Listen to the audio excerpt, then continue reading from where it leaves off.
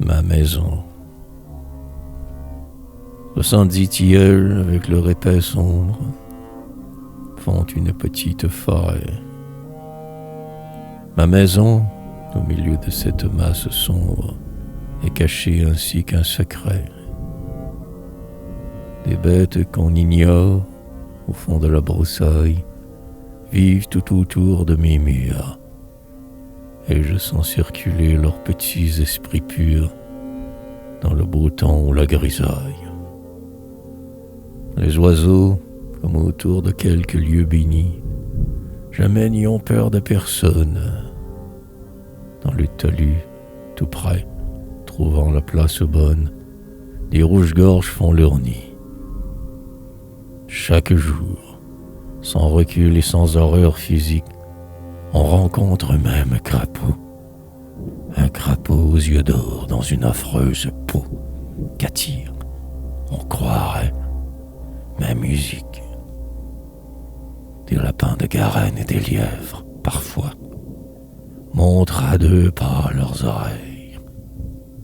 Des écureuils légers, ces petites merveilles, sont tranquilles comme en plein bois. Une taupe établit son trou, comme un chef-d'œuvre, sous une chaise de jardin. La salamandre luit sur le premier gradin, ou bien la glissante couleuvre. Je sais des hérissons, des belettes, des loirs, et des grenouilles un peu fées, et les oiseaux de nuit, dès que tombent les soirs, passent en rondes étouffées. Mes chouettes, souvent, se répandent en cris, au bord même du toit. Peut-être, mais frappant la vitre, une chauve-souris, chaque nuit danse à la fenêtre. Au plus proche fourré, un frôlement furtif révèle les gentilles scènes dont m'entoure, bien loin des présences humaines, ce petit monde inoffensif. Menu pas, menu cri, forêt, museau, elles vivent dans l'ombre de mon toit. Ces bêtes ne sont pas, en vérité, chez moi. C'est plutôt moi qui suis chez elles.